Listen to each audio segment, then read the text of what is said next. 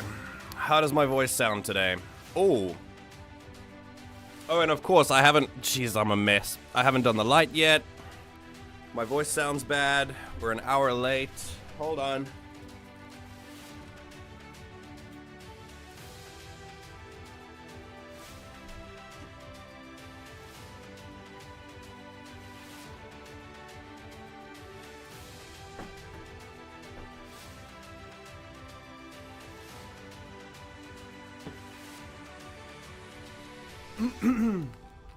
But it doesn't matter if you're a mess, because parenting doesn't care. We're here to continue the parenting journey of our child. And I'd love to know how you guys are doing today. Welcome, one and all, to the Everything GM broadcast with me. I woke up an hour later than usual, which does happen on occasion, but today it happened because I woke up very congested, and I'm still congested. Now, I'm hot because it's 35 degrees Celsius outside, and I'm sitting in a little corrugated iron box that hasn't had aircon on. So the aircon is now doing its best, but it will take a very long time to actually work. The screw here has come undone slightly, so I have to do even more work to actually get this to stay where it is, where it's supposed to be, so it doesn't wobble around. It's gonna be one of those... It's gonna be one of those days. There you go. Stay. I would love to know... I'd love to know how everyone's doing today. Give me your mental health out of 10, your physical health out of 10. I'm doing... like... bleh? I'm okay. I'm ready to parent. The sweat is like dripping right now. I have nothing to do but just sit here and sweat. So we're gonna be sweating today.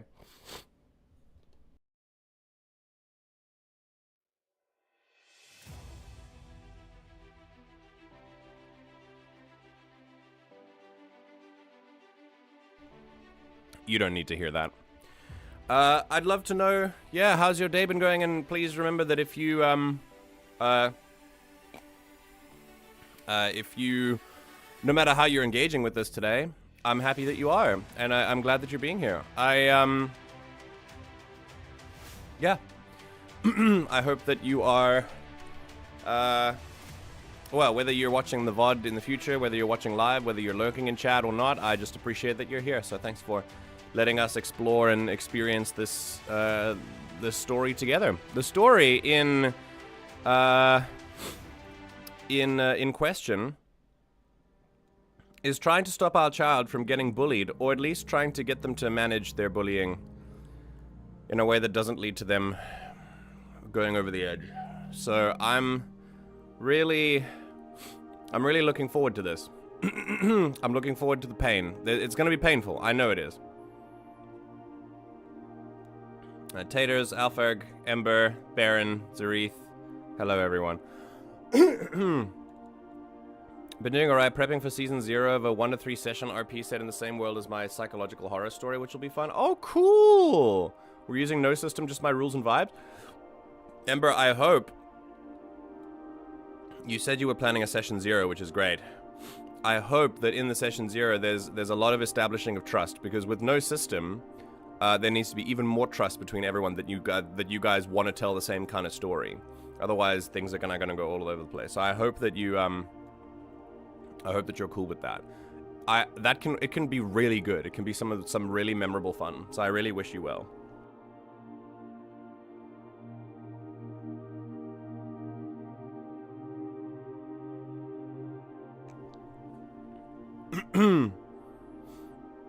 Okay. It's mostly set in the underworld? Okay. 10 out of 10, solid 7 out of 10. Pretty good. It's me and 3 staff members of the teen safe space, so we already have trust. I'll be implementing my X card. Okay, cool. Very nice. There's some people waiting for me in Discord. Okay, listen to me, Zareth. Listen carefully. MJ told me to go to bed instead of hanging out with him out of 10. I am very used to certain friends only coming here when we're doing something that they are specifically involved in, and otherwise just kind of doing their own thing, which is fine. I'd like to point out that I hold nothing against you for that. So that's all it was. I thought that you had mixed up the time because I thought, what are you doing here? Just chilling with me on a parenting stream, like on a stream about like looking after a child. I did tell you that you would enjoy this game, so I maybe should have made that connection because I think you will enjoy this game. I have genuinely wanted to watch this the last 2 times that you've streamed it, but like I would have had so the normal stream time is 2 a.m. for me, and then I have work at 8 a.m. So there was like no okay. But you don't have to work tomorrow, I assume. Yeah, tomorrow's my 1 day off this week. Let's go, baby. Incredible, let's go. incredible. We're gonna be up till 5. It's gonna be great. Hell yeah. I'm gonna. Oh, it's Turgle time. Excellent. Hello, Taters. I don't know where you are. Are you here? No, they're muted.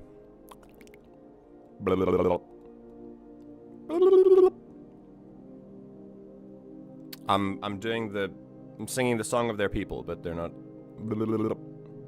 It's not working. Okay. How are you today, Zareth? How do you feel about having a day off tomorrow? I feel good. Yeah, it's nice. I like knowing that I don't have an alarm blasting in my ear tomorrow morning. Isn't it? It's such a good feeling, isn't it? Sorry, Taters, you missed your chance. I called you, but now we're done talking about you. I know. Move to someone else. I know. I was listening to Skittle, and I'm like, the TV is on. They can hear you being like, Taters.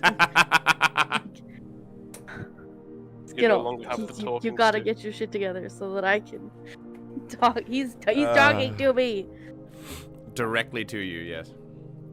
Yeah, Zareth, anyway. I think you'll find this interesting based on a history perspective because of how it doesn't always tell us like it has like in the book in the game at the end of most days you write in a journal for your adult child to read when they become an adult.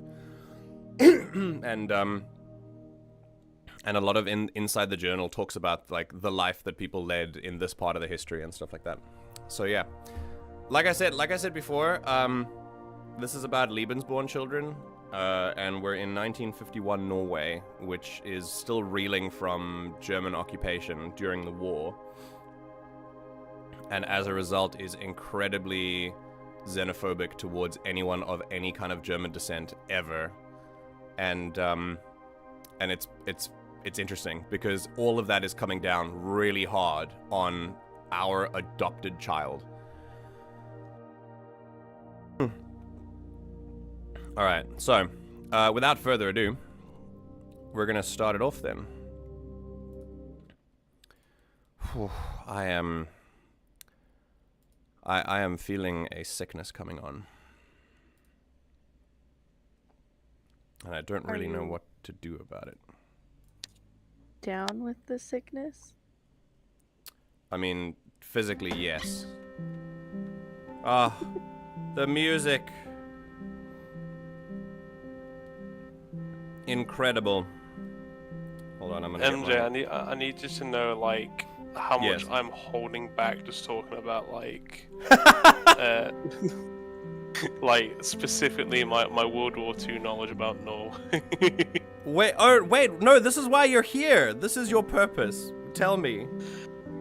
It would be really cool, because I think it would actually do a lot to contextualize where we are in the time period. So go on. Absolutely. All right, children, gather around. It's Zareth's story time. It's pretty unique in the fact that it got occupied. Gather around. Yeah. It was occupied in, I believe, May of 1940. So between like the occupation of Poland and then the invasion of France. Right. So between Poland and France, so very early actually. Yeah, very early. Because so the context was like both Britain and Germany wanted to move in on Norway to get access to like Sweden's mines, and Norway wanted no involvement with either of them. Okay. And then it just suddenly happened one day that Germany invaded, and then the UK sent troops. The UK pulled out. Yeah, and it was this whole mess. And Norway fell within, I believe it was like probably like 2 weeks, something like that. It was like a very, very coordinated attack. Wow. But yeah, 1940, and then they stayed occupied. Like literally I think it was about 300,000 troops stayed in Norway up until VE Day, so like Victory in Europe Day. Yeah. Because Norway wasn't essential, quote unquote, to like the Allies. Berlin was more important. So yeah, for like 5 straight years of occupation. Yeah. Wow. And being exploited for their resources. Yeah. Which, I'm gonna be honest, I think if the Allies were occupying other European countries, they would have done the same, because World War II was a resource war at the end of the day. It was, I think, yeah, but it also explains, as we've been playing this game, it explains a lot of people's treatment of anyone of any kind of even perceived or suspected German descent. Like, yeah. I mean, we even say in the journal,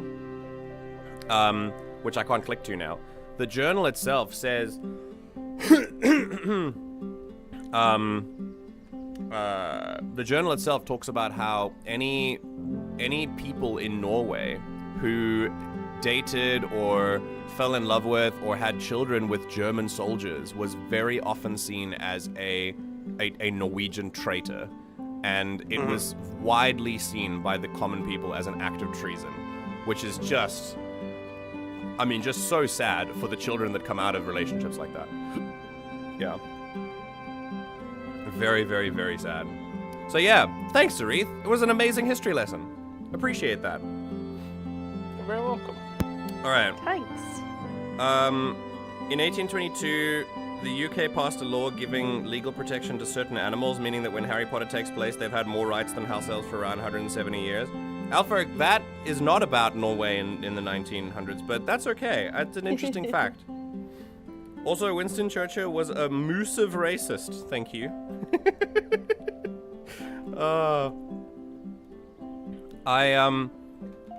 Yeah, it's not quite the Norway discussion, but you know, in the same ballpark, I suppose. All right.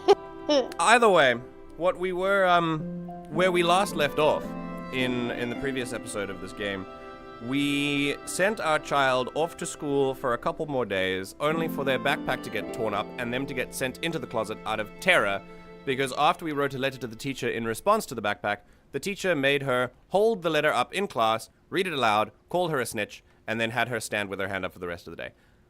I mean, just abuse, essentially. And Absolutely. And we're not happy with that, but unfortunately the gun store is closed most days, so we can't actually go and do anything about it. Kind of rude, to be honest. Yeah, rude. Yeah, genuinely. And I think, yeah, it was wild. Turgle, were you not here for this? They definitely tore up a backpack. Has been here. We did, I think you were here for the last one. Yes, Alfred, I'm talking about taking violent action against anyone who treats my child badly. That's what I'm talking about. Yes, L teacher, as Baron has aptly put. I've turned American, yes. Anyway. So, now, here we are. We have just begun the new chapter 2 weeks later, where Karin was studying for a test at school. We helped her out a lot, and we hope that she did okay for the test. I'm not sure if this was the day that the test came back, but we'll see. For now, let's get into it. Good morning, Karin. I'm so tired. I had a bad dream. Same. That's why I'm up so late. What did you dream about? Okay, right off the bat, lovely implications. So first, engaging. Do we engage, or do we just move on without... This shows that we have no interest in what she dreamt about. or any interest in like her feelings regarded to it. Are you okay now shows that like may show on the surface that you are interested in her feelings, but it's really more just like, are you physically hurt? Yeah, have you gotten over it, essentially? Yeah. So very different implications between these two, and it's important that we notice it. What did you dream about? I do say sorry to hear that to my children sometimes. Oh yeah, but then it's often followed by, I don't think it's, what did you dream about? Instead of like, did you get over it? Yeah. Yeah, like, are you gonna whine about it, or you wanna take it to a different route? That's what that sounds like. But By the way, sorry to hear about it isn't bad in itself. Yeah. By the way, when I say words hold implications, I only mean in this context. So just for anyone that's confused, I don't say that you're not allowed to say sorry to hear that anymore. What I mean is, in this context, it means something very different, and it's important that we recognize that. So what did you dream about? I had a nightmare about school. Oh boy. Sometimes dreams are very easy to interpret, alright? Sometimes it's just, it's really on the nose that your brain is anxious about school, and that's it. Sometimes dreams are very difficult to interpret. My brain is still anxious about school. I think I think that's a different thing. I think that might be something else. I get that. I have like nightmares about school, and I wake up and like, damn, I'm glad I don't have to deal with that shit. Like, oh, it's the waking up and the relief that you're like, oh my god, I don't have to like start getting my stuff ready, and like I don't have a parent yelling at me that it's time for school. Crazy. Legit. No homework, let's go, baby. Oh my god. I have to say this, for anyone, like, you should try and do this. It's a very good mental health boost. Wake up in the morning and tell yourself, I have no homework today. And just watch as your heart soars with energy for all the other stuff you can do in the day. It's great. I have homework some days, so. Well, yeah, but like, you know, you've got kids who have homework, so it's fine. It works out. My life is shit, but at least I don't have homework. Exactly. I mean, can you imagine how much more shitty it would be with homework? So just like, ugh. Awful. For real. Alright. So, I'm hungry. Can we eat breakfast? Absolutely we can have breakfast. Let's go. Before we go to school... Oh. Wait, things are taking a while. Okay, we have nothing here to eat.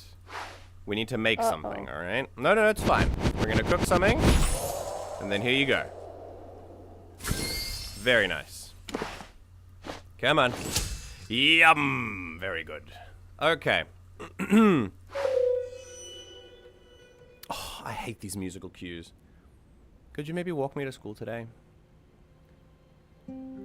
Of course I can. You should be able to walk on your school. Our child is being bullied. I'm not gonna leave her on her own.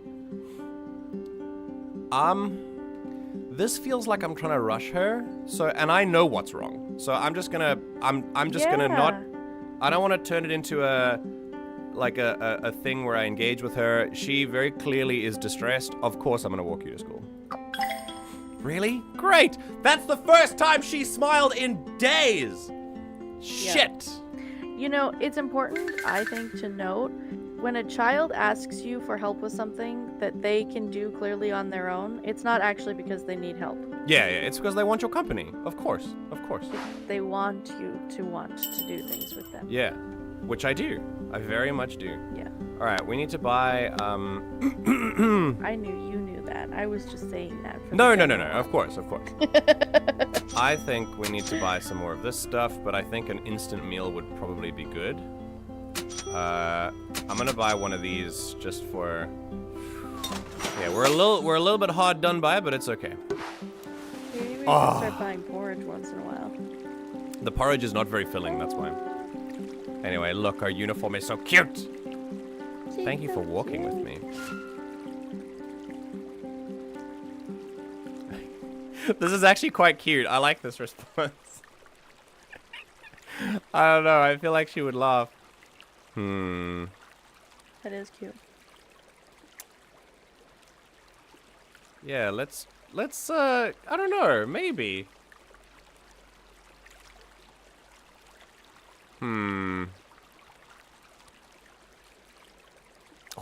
I don't wanna make her feel like she has to think about it. It's true. Yeah, alright. Hard to say. I really like the A at the end there. 'Cause it's Yeah. It's very, very Canadian, Canadian isn't coded. it? Are we Canadian Norwegian? Guess we scared off those bullies, eh? Alright, are you, you're gonna be okay? I think so. She's so cute! Thank you for making sure I'd be okay. Bye. Have a good day. Love you. Okay. Let's do some work. Oh, we made a profit of 10. No. Hi. How was school? Oh, you have a, what happened there? I'll be in my room. I have to study for my test. Would you like any help? Not today. I'll manage. Cool. Let me know when it's time for dinner. I will. Let's have a look. Is it time for food? No, not just yet. Okay, let me know when. I'll just study some more. She's so cute. Okay, we need to make some food, man. All right, so if we've got nothing to read or anything like that, I think probably washing face every day is pretty good. And I kind of want to, if she wants, I kind of want to read her a bedtime story. So let's see if we can cook something first. Let's make the toast. There we go. Okay, very nice. Is it time for food? Yes, come and eat. Okay, hello. Gotta wash up before dinner, of course. Very good. Love the hairstyle, so we're gonna keep that.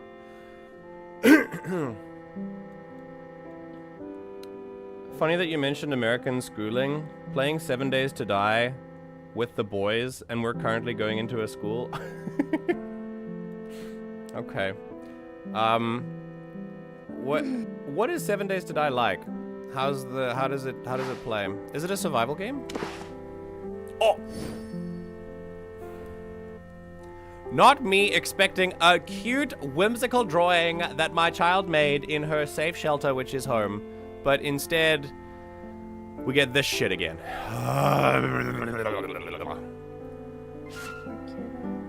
I hate it. I hate it. Alright, have some toast. Yeah, look at that. Look at that. Yeah. Sleepy. Alright, have a little bit more toast, and then we're good. Okay. Okay, hi.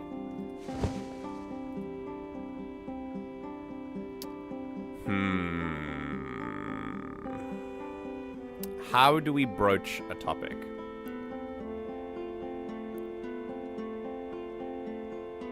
If I ask... yeah, go on, Zareth. I was gonna say, I definitely wouldn't do the middle one, because it's almost like a...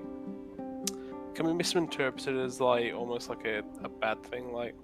you didn't mask hard enough. Speaking more, like... Absolutely. And I was going to mention this quite clearly, actually, yeah. There's a very important implication of option 2 that on the surface makes it seem like we are concerned. But if you go deeper, the way that a child could interpret that is quiet equals bad. Quiet equals, like, I'm bothered by something, which is something that we as adults, if we've been told this information, we feel a almost chronic need to talk a lot more. And then what is interesting is that people will then respond in your adult life as talking too much. So how do you win? The answer is you don't. And you trust that your parent does not give you the implication that being quiet is bad. That's the key. So I think telling her that she's been quiet today is not the vibe that we're going to go with. I think it's this is the safe option. It also gives her the opportunity to say, yes, everything's okay. And then my strategy for this is push once and then retreat. So if you ask someone, and this works for children and everyone else, if you ask someone, are you good? And they say yes, and it's a good idea to push just once and say, are you sure? I'm in a space where we can talk. I can talk if you want to get something off your chest.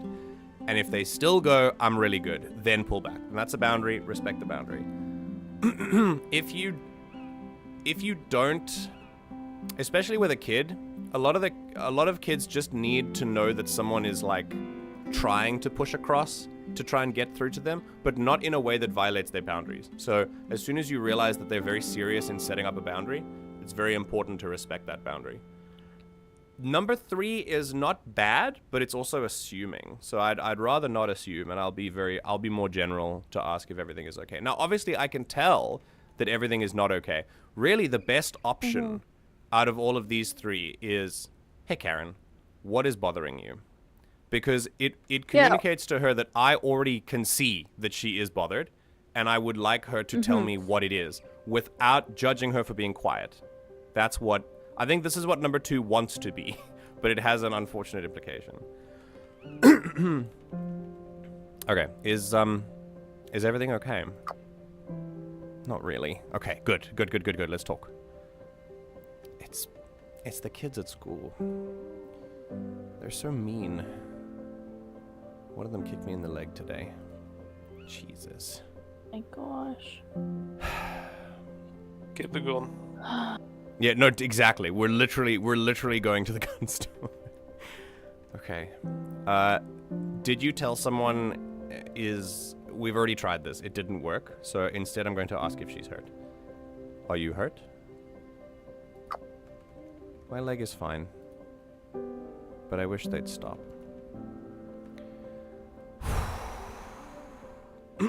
Okay. Neither of those are good options. Although she did say she has one teacher that's nice. Yeah, she does have a teacher that's nice. So maybe this could still be a good strategy.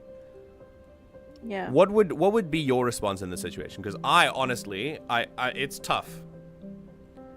I mean, short of literally just pulling her out of school and having us teach her herself. The problem is that we have a full-time job. So we actually don't have the time. We need someone else to take care of her during the day. Otherwise, we have no money.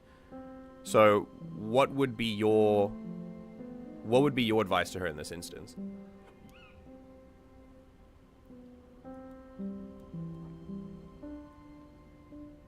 I probably would say, like, tell someone, because so to say, if she has a nice teacher, and then the word gets to that teacher, they'd probably be motivated to try and do something about it. Maybe one of them, yeah. Look, the original teacher was an absolute asshole, but she has another teacher who's like in a different class that's pretty good.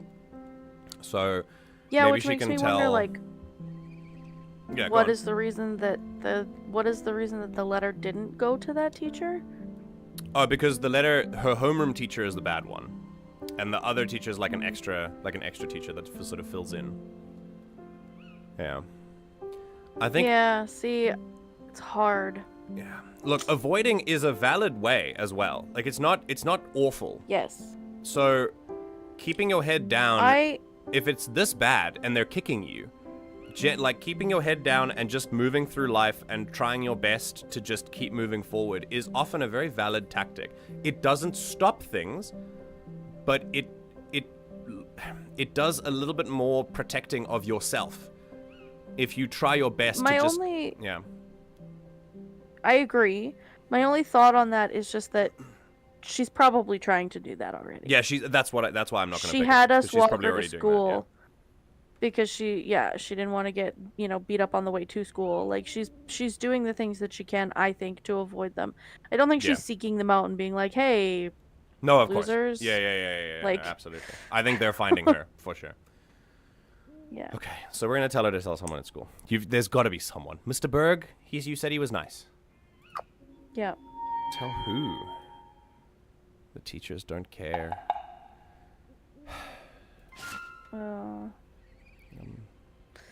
Is it okay if you read me a bedtime story? Yes, absolutely. Nice. Thank you. We're back in the castle. Once upon a time, there was a man called Zareth who lived in a castle and yelled at other people to get away from his drawbridge. It was a dog castle.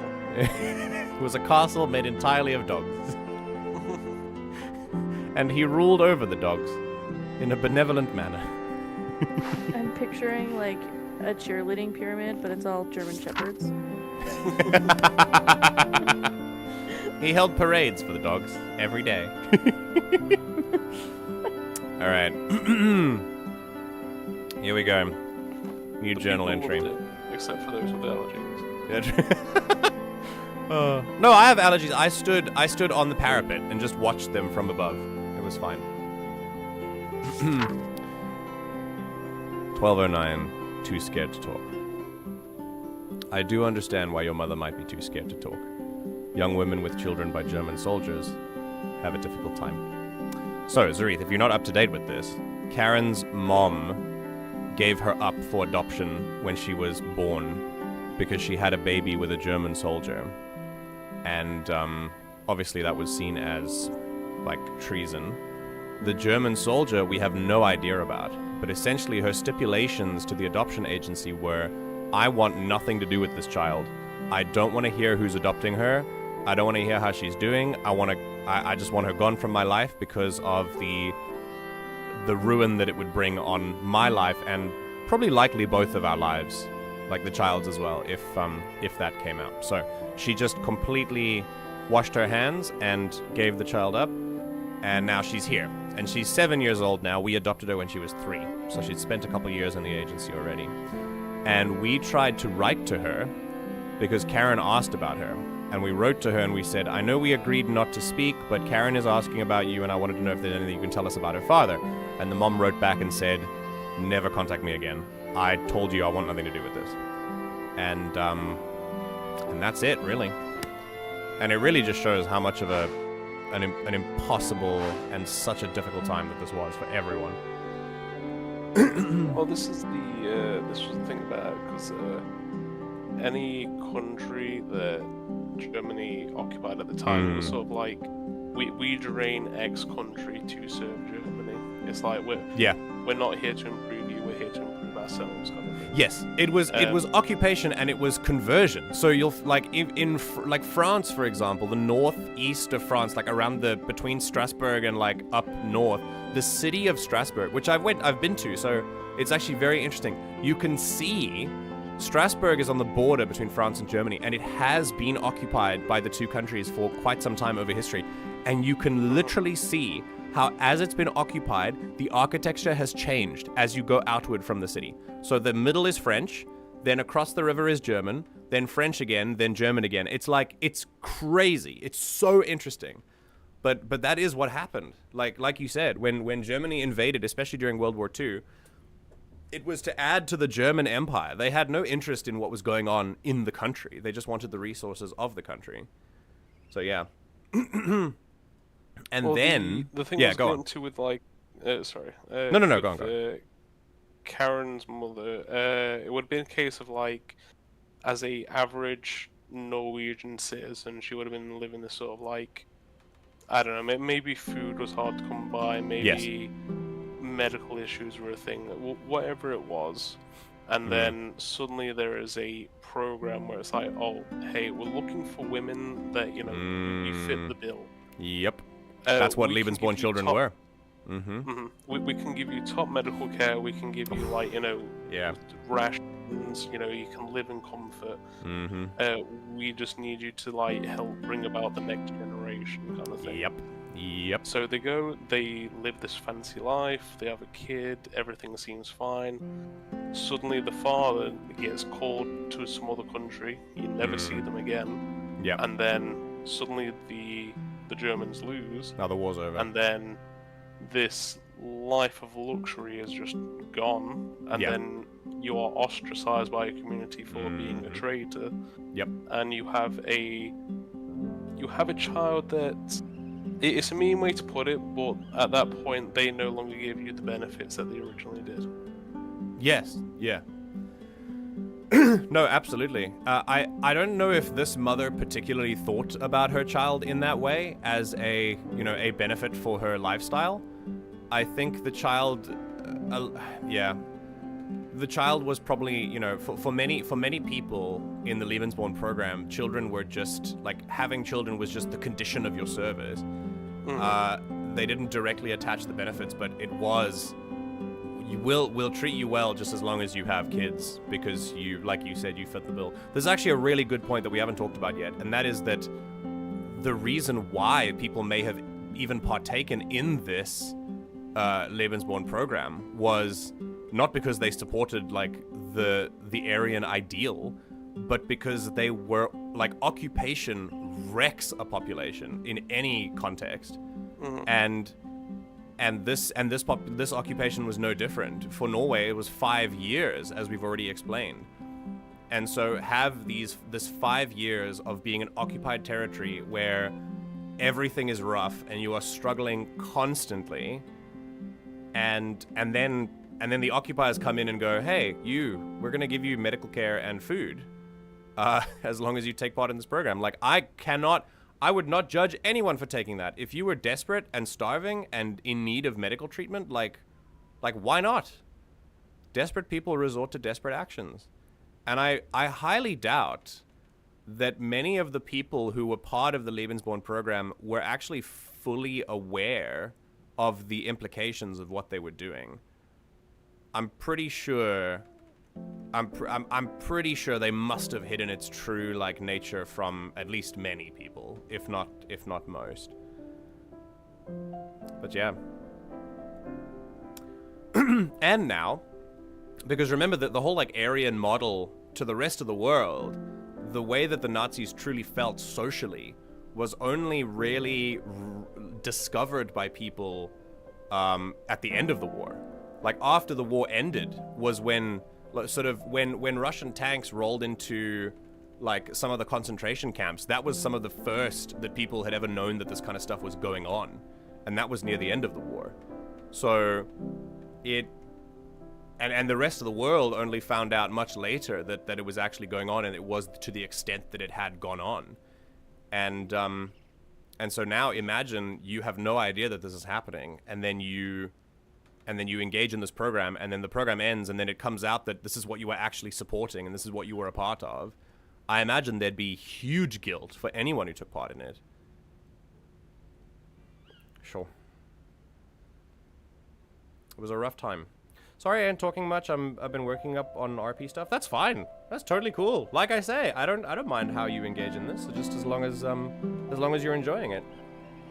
I'm glad we can spend some time together, that's all. There you go. Little rascal. A new day. When is test day, by the way? I can't remember. Morning. Good. Oh, it is. Okay. Ready, excited, prepared. Oh boy. I really love this one. Saying little one is lovely. I do. Yeah, I think excited about the test might be.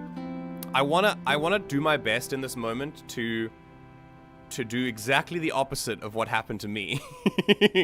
And that is, I would love to take the pressure away from tests and exams, just as much as possible. So I think if I could just get away from ready or prepared as much as I can. I don't know if that's a reactionary thing for me to do. Yeah.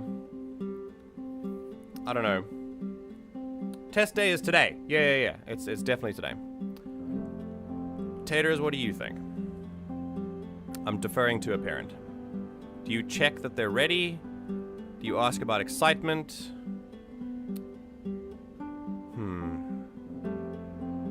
I think you've abandoned me. I just realized I was talking and I was muted. Oh, cool. Have you been muted the whole time, even while we were, like, doing, like, war discussions and stuff? I was taking a drink of water and I started choking, so then I muted myself, but my I muted on the tablet because my tablet was just easier, and then I didn't realize I was still muted. Anyway, Taters, I want you to know that you've had a food and water pipe and an air pipe for your whole life. They are very distinct. Bro, I aspirate on my own saliva regularly. Also, hi, Alfred. Wait, Alfred is here? No. He got here a while ago. Hey, hello. I don't hear when people are I around said Discord. It hi. gets muted. But I said it while I was muted. So Wait, yeah. So were you? I'm adding it again now because it Okay. was one of the things I said while I was muted. Cool. I was saying, All right. What do we say? to her? I personally, if it was my children, would say ready. Because it doesn't imply that you're going to get 100%. It doesn't, for me, like, from my perspective, I don't feel like it's like, are you going to do really well? Like, are you prepared? That feels like, you better ace this shit. It feels to me more like, are you mentally ready? Do you need a snack? Do you need a hug? Like, are we good to go? It feels like you're just like, here we go. This is the day that's happening, right? To me. Versus being excited from my upbringing, my childhood, being excited about things was something that regularly was like, what do you mean you're not excited? Come on, like, get yourself excited. Like, let's see some I often, still as an adult, feel like I have to put on an emotion that I don't have. Right. Yeah. Because okay, cool. Awesome. That's my perspective. So I think if you think good morning, are you excited is better, I'm totally not saying that's bad. No. I get the very implication there. Backgrounds. I think what I would be intending when I said this is to try and give her good feelings about something related to school, because everything else is so shitty. But I think That's ready fair. still opens the floor for her to tell me how she's feeling, so I'd prefer for that one. So, good morning. Ready for your test? I'm not so sure. Would you help me look at it again? Yes, of course. Absolutely. Sorry to intrude, it is 10 to 4, I'm going to go to bed, but I will watch on the phone for a little bit. I really appreciate your presence here, Zareth. Thanks for hanging with us. And your insights like the were... tidbits of history. Yeah, your insights were very welcome, so thank you. And if you get enough sleep and you're up on time, you know what's coming. Brother, as if I would miss it. I don't know what's coming. We're doing reading corner, and Zareth has presented to us about 6,000 new words for us to read. So so that's coming next stream. Isn't it exciting? For your evening stream? Indeed. Oh, very cool. All right, Zareth, have a good sleep. All right, I'll see you tomorrow, brother. Good night, peeps. Everyone have fun. Bye. I shall see you in the YouTube chats. Indeed. Bye. 600 whole words? Yes. No, an extra 0, my dear Turgle. All right, yes. Let's look at it one more time. Don't worry. Just MJ? 6 words. Am I telling her not to exhaust herself, or am I just going, sure, let's do it one more time just to make sure? See, Because I'm happy. This again leads... I'm happy to do it with her. This leans into the, like, for me, yes, of course. If a child is asking you to do something with them, it's not necessarily because they need to do it or they really need you to do it. It's because they are looking for a connection. They just want me. But also, But that's telling your kid not to exhaust themselves. Yes, but telling your kid not to exhaust themselves in that manner, like you studied yesterday, don't exhaust yourself. To me, it feels like you're not asking them if they're going to exhaust themselves. You're not asking them how they're feeling. You're just telling them, don't like, it comes from a good place. Almost all of these, text options come from a good place. But personally, I feel like you're steamrolling over how this child is feeling. Yeah, true. To tell them not to, versus, well, are you tired? Do you need a break? Like, sometimes it's better to have a break, right? So I think with those two options, I'd choose yes, of course. Yeah. All right, then, yes, of course. There's just one question I don't really get. Okay. What is it? Foxes. Are they herbivore, carnivore, or omnivore? What does that mean? Foxes are... Wait. Foxes are omnivores? I thought they were carnivores. Yep. No, but I'll Google it, but they're omnivores. Are we sure? Yeah, I need to be sure about this. I'm Googling it. Oh, what's the term? They're scavengers technically, Foxes are omnivores. They eat a wide variety of plants Okay. and animals depending on the season. Small birds, mammals are consumed often, including mice, voles, rats, rabbits, eggs, and bird eggs. But they are also known to eat berries, apples, acorn, seeds, nuts, and other things. So yeah, a wide variety of. Baron, you and me both are bamboozled by this. I thought foxes were carnivores. Anyway, yeah, they mostly eat You know rats, what berries, and lots of stuff. So omnivore. Yes, Taters. You know what other animal is an omnivore that's gonna blow your mind? A human. Squirrel. Squirrels are omnivores? What do they eat? What meat do they eat? Baby birds. Oh my god. I did not know that at all. Squirrels have been known to eat like frogs, lizards, baby birds, bird eggs. Does it provide them with nutrition or is it just a territorial thing? No, nutrition. They will seek them Wow. out if they are Very interesting. hungry. Okay. Omnivores. Yeah. Yuck. Foxes are a little more gross than they look. I agree. They are cute though. Thank you for helping me. I'm here for you. Newspaper stuff, huh? Got some mail. The mail is here. Okay. Before we do anything, we've got to have some toast for your test. Some test for your toast. Some toast for your test. And That's not very much food. Boasting teams. yeah, we can't do this. I think we have to spend some time making food because yeah, we gotta. Okay. There goes your slot. That's fine. I need the slot to make food. We have to prepare food. All right. Good luck, darling. You can do this. Goodbye. Ooh, we're back in the 200s. Nice. Deer are also omnivores? What? Deer? That's crazy. Okay. I'm gonna go to the shops quickly. Buy some more food. We haven't got porridge in a while, so let's do that. Wait a minute. Google says deer are specialized herbivores. Ah. It's a recent big challenge. A lot of animals tend to fall into the opportunistic category. Right, yeah, like if it's there. They prefer one, but if it's can there, eat they're just the other gonna one. eat it. Yeah.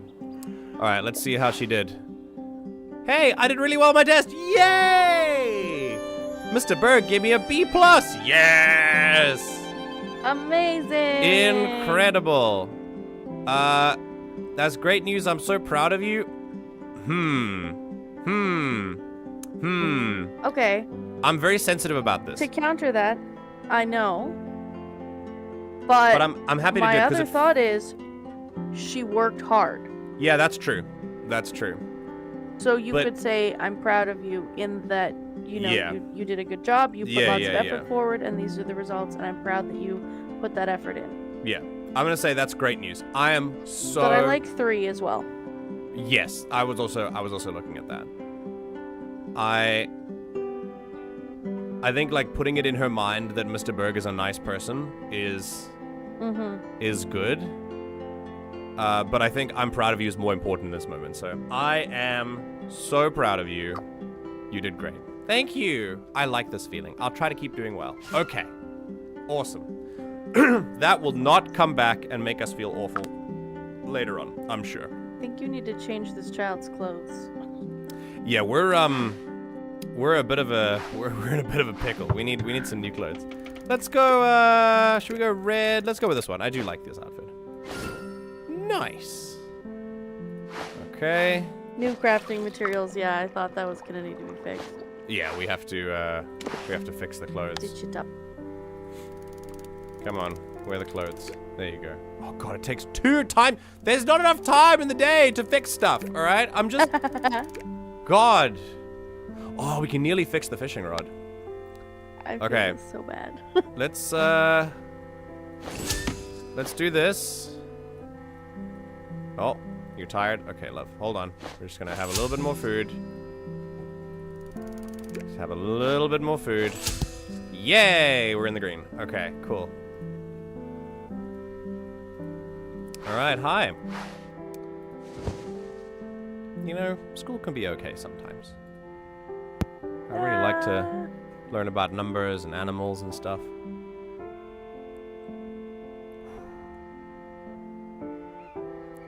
I like all of this. One. All of these answers are actually quite nice, as opposed to so often other options that we have where all the options suck. I actually like that all of these are okay. Personally, I wouldn't say 3. Yeah, like we gotta. Yeah, but I don't think it's bad though. It's just maybe not the most. I don't maybe not think the it's best. bad. It just gives the vibe of like, just focus on the happy things and the bad things won't matter. You know, like. Yeah. Oh, Shizuka-chan. Hello. Welcome to the stream. I hope that you'll make yourself comfortable here. Do you have a drink in your hand? If you don't, get one. We're playing the parenting simulator, and it's an emotional journey. Come and join us. We're playing My Child Lebensborn. Yeah, I think you should do what you enjoy, even if unkind people say otherwise. Is a pretty good. Well, learning is important too. I think encouraging her to do what she likes is good. Like I believe pretty firmly that doing good night, Zareth. I believe pretty firmly that we were not put on this earth to do things that we hate. And I think sometimes you do have to do things that you dislike in order to get to something that you like. But I will never hold it against someone for not doing something that they don't want to do. Like, you deserve to have an opportunity to do only stuff that you like. And that's okay. That's not it's a very controversial take with older generations, because older generations had particularly working environments where they were incredibly exploited and they didn't think that they had any say in the matter. They thought that was just the way that life was.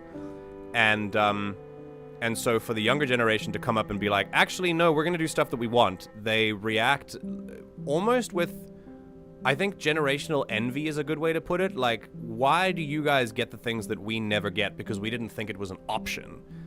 And we're going off a little bit on a tangent, but this is the source of my belief that we should, do stuff that we enjoy. And it's really good to encourage those people, especially from an older generation, that, hey, that applies to you too. It's never too late, So I think I might do this one.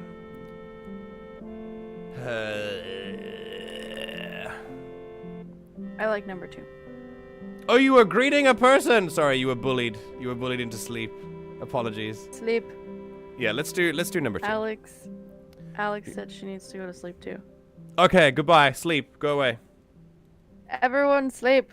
Okay, good night. Bye. Yeah. You should do what you enjoy, even if unkind people say otherwise. Mm-hmm. Yeah, screw unkind people. Good. Could you read me a bedtime story? Oof. I'll say no maybe tomorrow, because I have mail that I gotta read. I'm sorry, my love, but maybe tomorrow. But good job on your test. I'm proud of your work. You did great. And by the way, if you have a future test that comes up and it's an F, I'm still proud of you, all right? That will never, ever, ever change. Okay. Here we go. In the news. Our system with 2 different adoption options might be chosen for our neighboring countries. We allow both weak and strong adoptions, where contact with parents and inheritance rights are either kept with the biological parents or transferred. Wait, what? We allow both weak and strong adoptions. Contact with parents and inheritance rights are kept with the biological parents or transferred. Neighboring countries? Does that include Germany? Can I contact the father? I'm not quite sure what this means, but maybe it means we can contact the father. Inheritance rights. The neighboring countries are adopting a similar adoption system? Yeah, where you can contact the parents and stuff, like either weak or strong adoptions. We have a strong adoption because the mother didn't want to be contacted at all. But Interesting. Interesting. Yeah. MJ, if you ever have a kid, I want to teach them swear words, so just the swear words have a Midwest accent. Why? Why would... That's so specific. What do you mean? Oh, they need to learn one swear word, and that's milk. Milk? Right, cool. Okay, you're just trying to torment me. Right, with mispronunciations. Great. Good to know. At least I wouldn't teach them to say pasta. Yeah, I don't say that either. Get that shit out of here. All right, new journal entry. 1309. This place. I don't think this place we live is better or worse than any other small town. It depends on the people. I lost my last job because they questioned my loyalty as a Norwegian for taking care of you. But the people of the new job don't seem to think like that. It's luck, I guess. Some people are nice, some not. That is a really, really important thing to realize for everyone. The actions of one person that are hurtful or negative towards you has zero bearing on the actions of the next person to interact with you. They are completely different people. Their own circumstances, their own material conditions, their own everything. And they deserve autonomy in making an opinion of you without you jumping to that with your own insecurity from the previous person.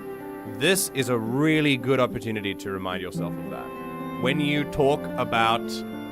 interact with people, your interactions with other people have no bearing on your further interactions with people in the future because they are different people.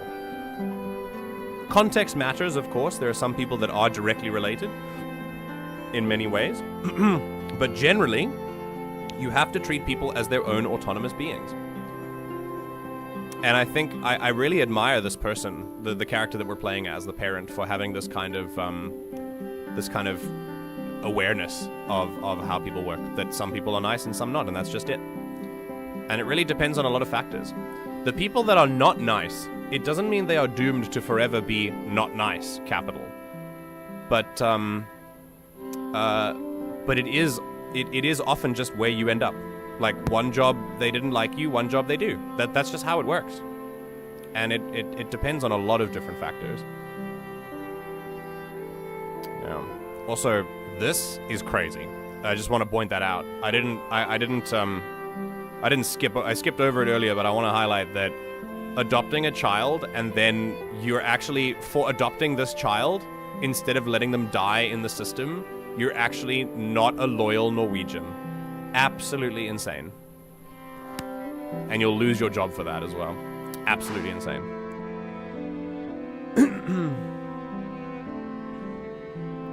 Pass the pasta.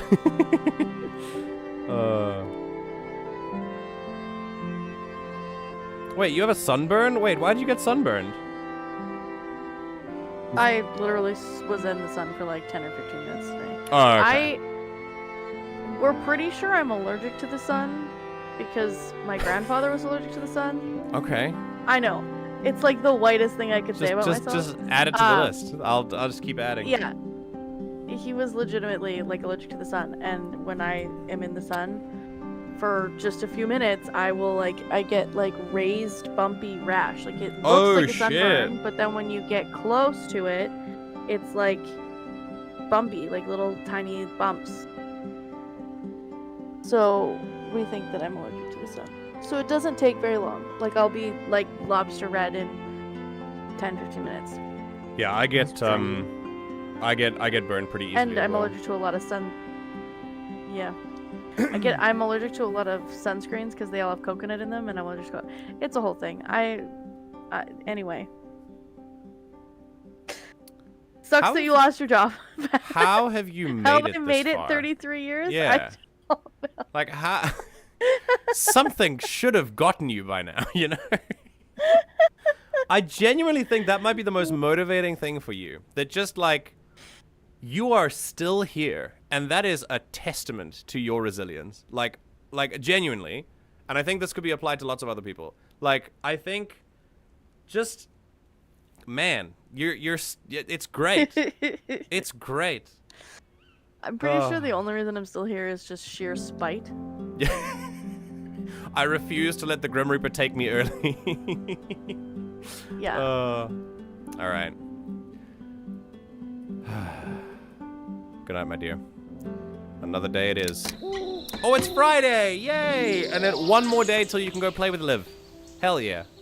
We're learning about fishes today. Hell yeah! Mr. Berg said I was a good student. We love Mr. Berg. Ah. Okay. Let's wash your face. It's Friday. Let's do a special hairstyle for Friday. I like the two. Oh, I like that one. That's cute. That's cute. I like that one. I think the 2 braids is my favorite. This is the OG. Yeah. I think we'll try. Let's go with this one because it's Friday. She looks so cute. Oh shit! We have no food. What are we gonna do? Let's cook some. Have fish stew for breakfast, darling.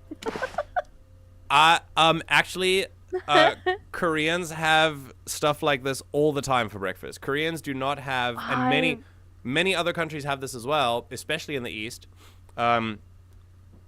Eastern countries do not distinguish between breakfast, lunch, and dinner meals. So you will have, like kimchi fried rice for breakfast if it's there, like in Korea. It's absolute, like, rice for all meals of the day is very common here. Like, very common. I've been trying to convince my children of this. Rice for breakfast is amazing. I should go to school soon. Take care. I will. Aww. We love. Oh, she looks. She's got a smile. She's happy. Alfred, you said something about rice for breakfast being delicious. Yes. Very interesting. When I first arrived at Korea, I had to quarantine for 2 weeks. They gave me a hotel room. It was all paid for, which is great. So I literally just stayed in a hotel room for 2 weeks with no expectations. It was wonderful. And every sort of 4 or 5 hours or so, they would put a meal through your door. And in that meal was a giant helping of rice. Like a lot of rice. And eventually I could not finish it, and I had to request that they stop sending it to me because it was so much, and it was for every meal. Like, I'm not used to having non-cereal, non-toast for breakfast, right? I'm a creature of habit with breakfast, for sure. Like, especially for breakfast, I'm very, like, habitual. Like, cereal is my jam. And if I'm sick, I'll have toast. So today I had toast. But the cereal thing is very important. Like, even for my brain feels a lot, like, better when it's on track with cereal. And in that hotel room, eating, like, fried food or, like, spicy fish or kimchi and a lot of rice for breakfast for 2 weeks it was crazy. My stomach hated me for, like, weeks after that. It was awful. And I still can't do it. So yeah, I'm very, very different.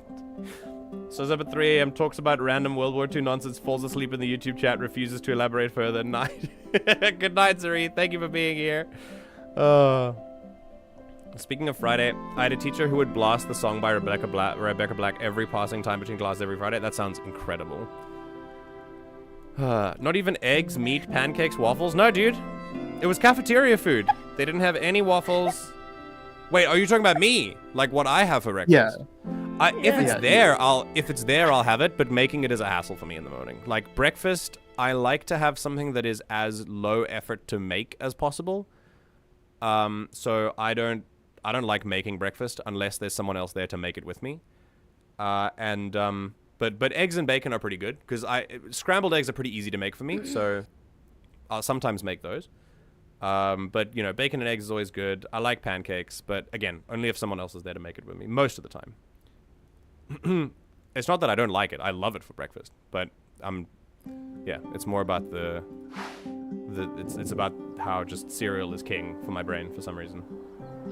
My Christian grandmother could never... Wait, have I offended your Christian grandmother by having cereal for breakfast? What do you mean? No, it's just... For the Christian grandmother, the idea of a low-effort meal just doesn't exist. That's funny. like, oh, you want 5 pancakes? I got you. 3 eggs? I got you. A whole packet of bacon? Got you.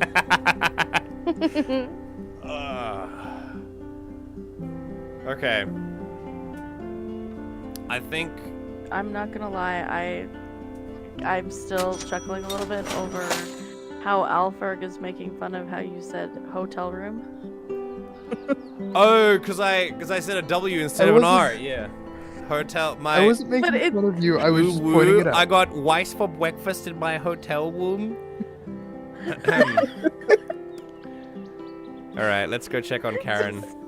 It's just fucking weirdos. Hearing hotel room gave me such a vivid image. Listen. For 2 weeks, I'm stuck at a place where I have no obligations.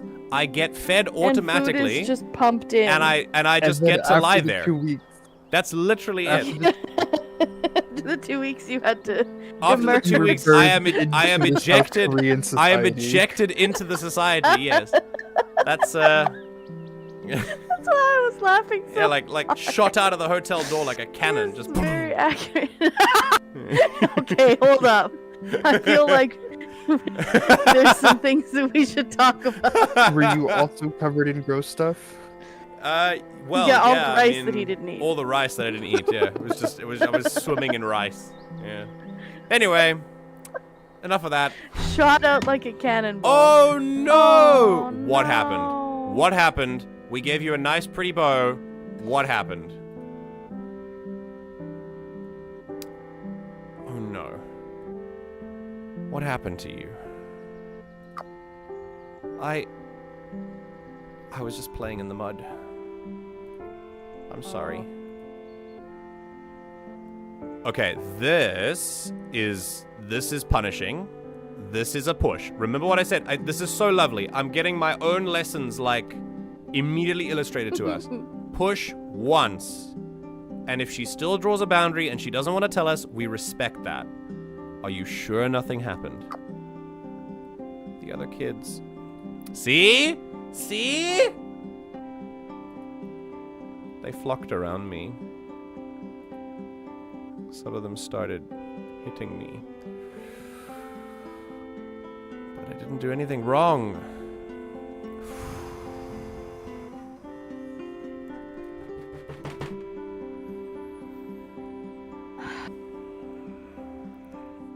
Okay, so we're being assaulted now. Like, this is just straight up assault. Like, yeah. What do we do in this moment? What the fuck is going on in this little village where the parents are teaching kids to do this kind of shit?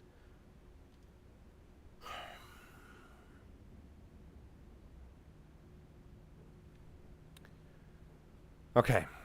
Another thing that would be internal in my head, because again, she's probably very dysregulated right now and needs regulation, which we will give to her. It's not your fault. It's theirs. Why can't they just leave me alone?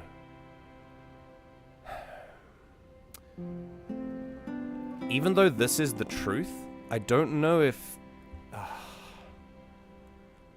none of these are helping.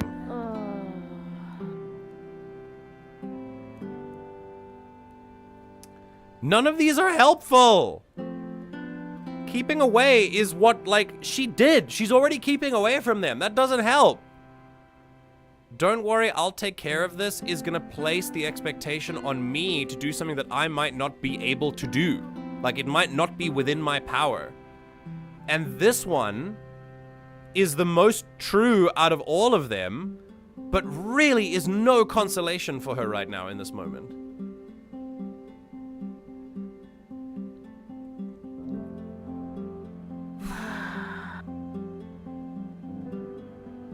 In this moment, my reaction wants to do this. I want to do something. I want to just try and do something. I feel like my thoughts are, I don't like any of these options either, but my thoughts are, if you don't say that one, is the game going to give you an option to do something about it? Maybe. Because, like, I would love to say some people will always be mean and have a conversation about that, and how it's not her fault, you know, and like that it's about it's them, they are the problem, they need to not do that. But some people are always like, whatever, like have that conversation.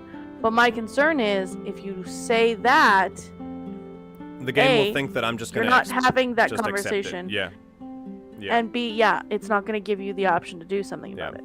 I want to try. I want to try and do something about this. Yeah. All right. I think that's what I would say. Dad to the rescue. Let's do it. Just in the game. I'll take care of this. Oh, the nodding! Ah! I want a bath. Yeah, we're gonna do that. 100%.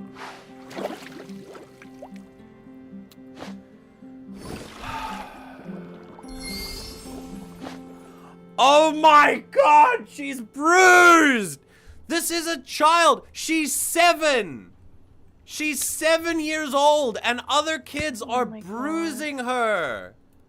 Holy Multiple shit! bruises on her face. Dude, I didn't like... Oh my God. I have a pretty intense history with bullying, but I am thankful that it never... I mean, I know that different aspects of bullying are different. Like, you know, there's emotional damage is not just a meme. It's like, it's as damaging as physical damage. But I am very glad that for me at least, the extent never got physical. I never got beat up by someone. Like, I got into physical altercations with other kids, but I was much older when that happened. And even then, it was never like a full-blown, like, fist fight. And no one put me on the ground and beat me up. Like, that never happened, which I'm very grateful for. The bullying was still awful, but I'm glad that it never got to this point. Now this...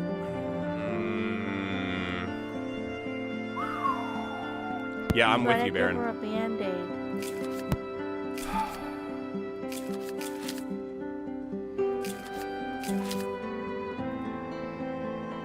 Oh, God. Oh, my God. Ah! Oh, dear. What is a Nazi kid? Try to explain what Nazism is?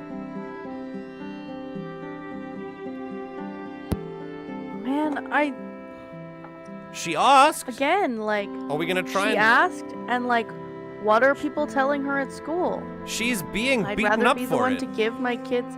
Right, I'd rather be the one to give my kids the information. Yeah. Than to hope they get the right information from school, because we all know that's not happening. Yeah. I'm gonna nip this in the bud. I'm gonna immediately try to explain it. Because as much as I feel like the game is gonna make this parent like not fully equipped to explain what it is, I think this is better than obviously just ignore anyone who says that. I think it's good to understand what's going on. And And I think if you say who said that, she's either not going to answer or it's not going to be pertinent game. Yeah, it's not important. It doesn't matter who said it. Another kid said it. Like, you know, it doesn't matter. And if a teacher said it, it's fine. Because, I mean, it's not fine, but it's the same effect. So it doesn't actually matter who said it. I think, specifically because she asked what it was, I'm going to tell her about it. And it's going to suck. Because remember, kids internalize these things. Okay. Nazism is difficult to explain. Some people think is a system or an idea that thinks certain people are worth less than others.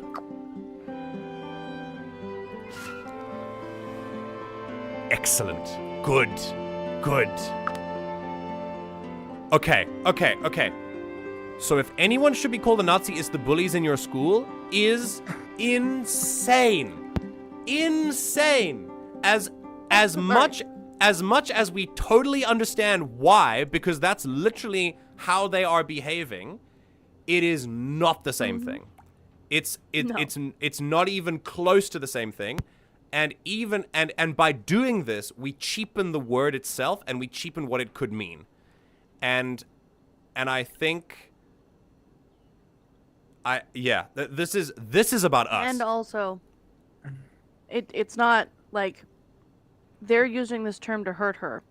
Yes, to absolutely. say it's really bad that they would use Absolutely. this term to hurt you, but I'm going to use it to hurt them. And we're not going to do that. We're not going to do that. We're going to understand why they're doing it. Hey, Lucky. My daughter. Yes, our daughter. We're back. But you are in no way a Nazi, Karin. You are very kind and loving to everyone.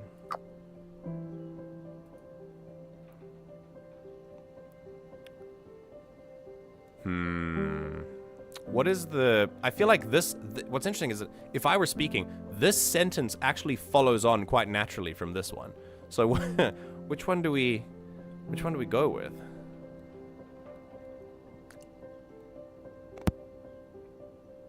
I think, personally, they have no idea what they're talking about is more accurate, in my opinion.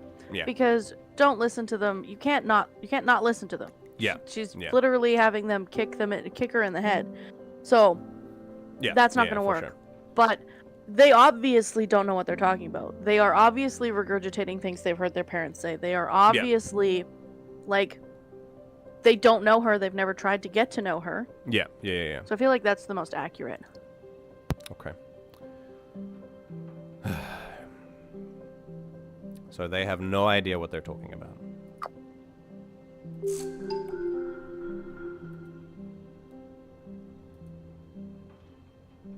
Do you think my dad did evil soldier stuff? Ooh. There's no way to know that. We have no way to know.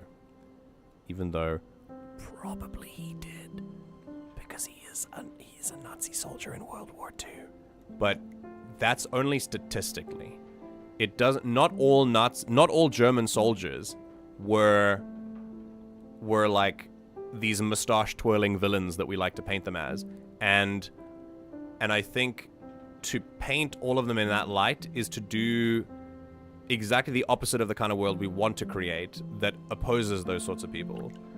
That we understand that we have no idea who was responsible and who wasn't. No, I'm not all Nazis Nazising the situation. It's very, very important that is also very clear that is not what I'm trying to do. That we hold people accountable if we hold people accountable if we know they did something, and we hold people accountable for being part of a system that enforced oppression on an unimaginable scale. And propaganda. And understand that the propaganda machine was very effective. And also understanding that assuming this kind of incredibly harmful action, assuming that everyone even remotely involved was like that, is not engaging in as much empathy as I think we should be. And no, I did not say have empathy for Nazis, blah, blah, blah. It is... Nowadays. Context matters. Context matters. Nowadays. Yes. All Nazis are bad. Nowadays, we live in a world... We live in a world where information is way more freely accessible. Yeah. And we live in a world where, yes, absolutely, people still make choices. But even back then, people made choices.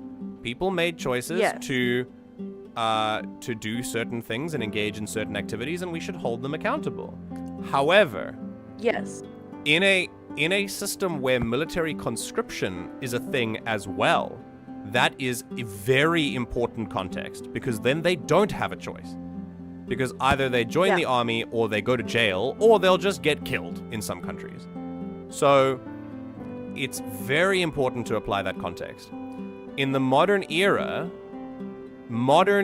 Nazis mostly belong to countries that do not have military conscription and are instead products of generational propaganda and material conditions. However, still make choices, and it's way easier now to hold those people accountable because of how much information we have access to now. And so in no way am I saying that we should engage with Nazis in the marketplace of ideas. I am not a libertarian. There is no ways that I'm engaging in that kind of shit. But context matters. In this situation, absolutely. Yeah. There's no way to know for sure if he did evil stuff or not. And unfortunately, it's not a simple answer. It's very easy for someone like Karin to go, oh, my father did evil soldier stuff, so then I can put that in a box, and it can help me understand things. But that's often not how the world works. She is 7, so that is how a 7-year-old works, but... Yeah. Yes, it's your job to teach her about the world. I agree that's how the game needs to be played. I don't know. I don't think there'd be no way to know. Maybe it'd be very hard to find out, but maybe this would put her on a spiral I want to find out if my dad did bad things. Which, would that be a bad thing? Yeah. I don't know. I think so. I think it would be a harmful thing for a 7-year-old. To just obsess about whether my dad was an evil soldier or not. Right, because she's going to internalize that. She's going to think okay, well that must mean that I have bad things inside me. Yeah. Because he was my dad. Versus if she was 20 and she was like, oh my gosh, I'm just finding out he was a Nazi and I wonder if he was... That's completely different, right? Yeah. We sent a letter to that guy earlier about getting info. Yeah, we did send a letter to the vicar about getting info. I just think saying there's no way to know for sure is technically not the truth, because there is. It's just going to be very difficult, and I don't want to. I think if you say there's no way to know and then find out from the vicar that you can have contact with him, I feel like you're still going to have the option to find out. Possibly.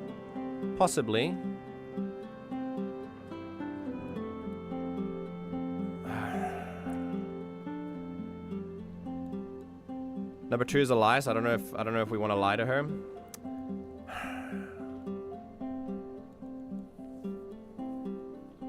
We'll say, I do support lying to your children sometimes. In what context? In the context of sometimes it's an absolute necessity for safety. Or it's something that they are not equipped to manage the full truth of the situation. So withholding information till it's a more age-appropriate thing, I'm in support of that. Personally, I give my kids information.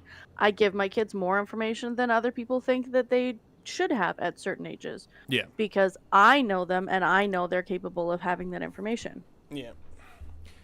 In this context, this is a 7-year-old who is going through a lot and is already internalizing a lot. And personally, I would say there's no way to know for sure, because there's no way to know for sure right now. I will add the context. You don't even know if you're ever going to get to talk to the dad.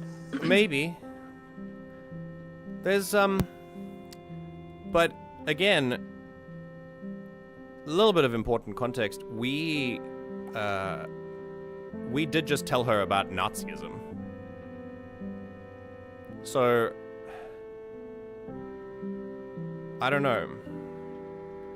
So, maybe it's just the fact that I'm in game thought. The third option feels like it keeps a level of communication open between you and her. Where she'd be able to come up to you and be like, hey, you said it'd be difficult, but can we try? And it gives you a chance to scaffold and support her. That's true. That's a good point. See, this is why I feel like option 2 would cause her to spiral more, because it's not just, it's not just, oh, there's a chance I could know. It's, I'll never know. what he did, who he was, how that affects me. Good point. Well, the truth is we really don't know how she's going to respond to either of these options. But I think That's true. I think in this moment I'm feeling this one because maybe later I can give an option where I can't make any promises with her, which is what I would prefer to do. So if I go, it'd be very hard to find out, and then she said, can we still find out? I'll go, no promises. I'll communicated with the vicar. Do my best. But I'll do my best. Just like with the mom, which she hasn't been talking about for a while. She's focusing on her dad right now. So I'll say this one. I don't know, and it'd be very hard to find out. But I want to know. The water's getting cold now.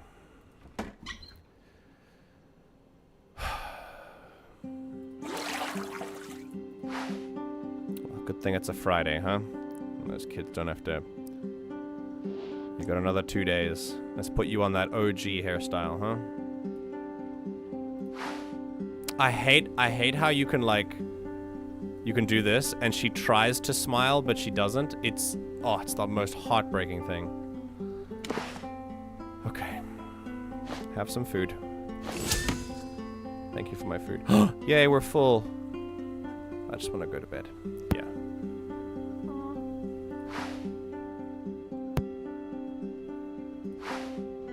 We're gonna have to spend Sunday fixing all of her clothes. Oh, yeah. Her clothes got wrecked, yeah. So She only has one set of clothing right now that's not ripped. that's true. Good to know. Do people hate me because of my dad? I think so. They're angry and scared by what the Nazis did in Norway.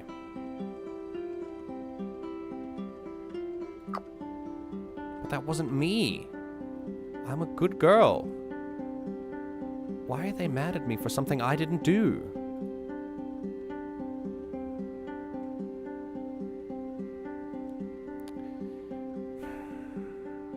They might understand in time and regret their actions. But this doesn't help you now, which is very important to remember. This is vengeful, and even though I want to hold people accountable, I think we can do it without going, let's get revenge, blah, blah, blah. And this is just teaching my child to be smaller, to accommodate others, and I don't really want to do that. They might understand in time and regret what they've done. I hope so. Can you read me a story? Yes, of course. That's nice. Thank you.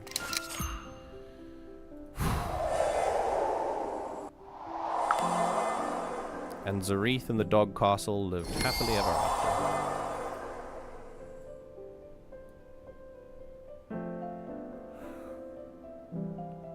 Jesus, dude.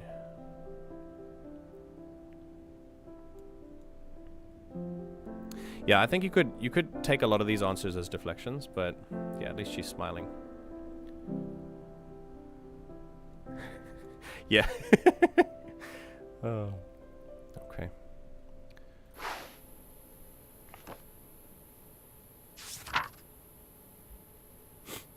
$14.09. Is your father a Nazi? We can only guess. 1/3 of German officers are said to have been Nazi Party members, but many of the regular soldiers were just boys, forced to fight for the Nazis at the age of 18. If they were refused, they would probably be executed. Still, German soldiers in Norway mostly thought they were lucky. Almost 1/3 of the Wehrmacht soldiers were killed during World War II, while only 3% of the soldiers in Norway lost their lives. This is also very important historically, because just because they were on the side of the Nazis does not mean that they were supporters of the Nazi Party or the Nazi regime because of conscription. They were forced to fight, or they were sent to the camps.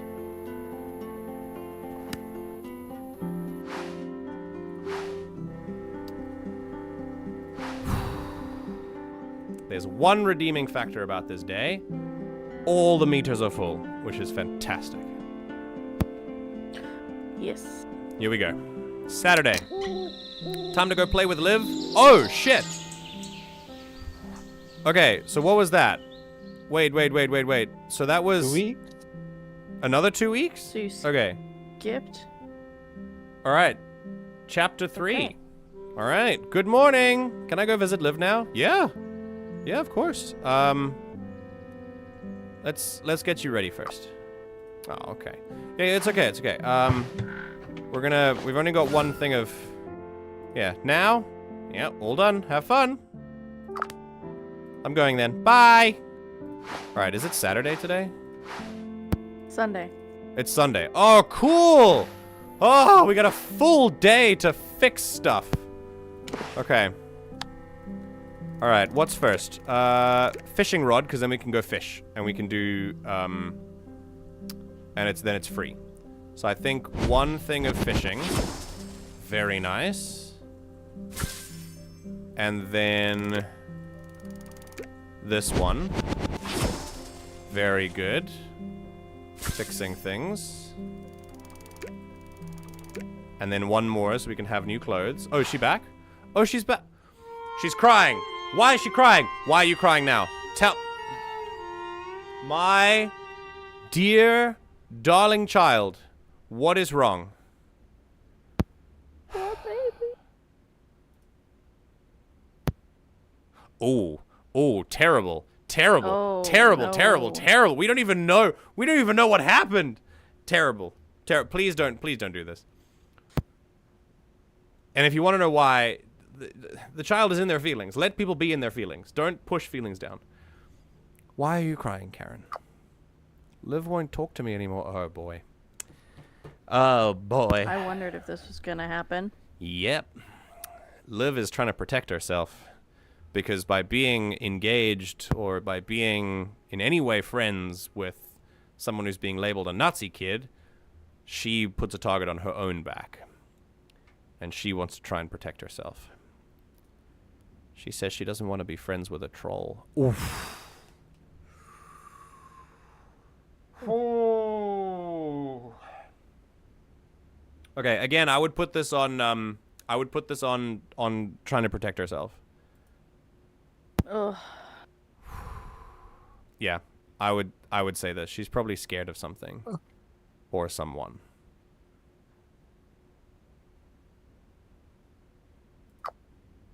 What do you mean? I'm not scary. I'm not a troll. No, she's not scared of you. And I will explain peer pressure to her.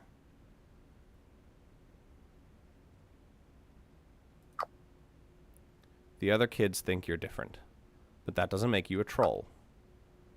Liv is probably scared that they'll turn on her as well. So she tries to do what they do to be accepted, including being mean to you. I think we're making the right choices. I'm not going to lie. Like, we're getting a lot of that.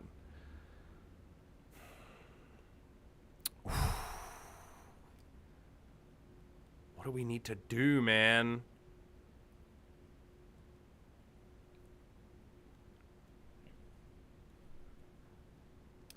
Because here's the thing. This doesn't fix anything. Keeping your head down, it'll stay the same. This might make it worse. Because these Absolutely, kids... especially because they're calling her a Nazi. Yeah, these kids are cosplaying World War II. And if she is going to stand up to them and prove to them that she is someone who's willing to fight them, they could really hurt her. Yeah, it's just going to confirm their crap. I need her to hold on. I need her to give them some time. That's the only option here that does not lead to things getting worse. So you need to give them some time. And ooh.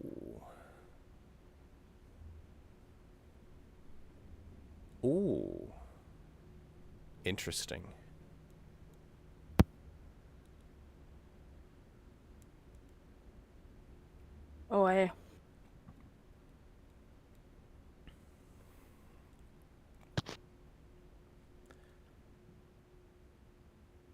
any one of these options could take literal years to happen.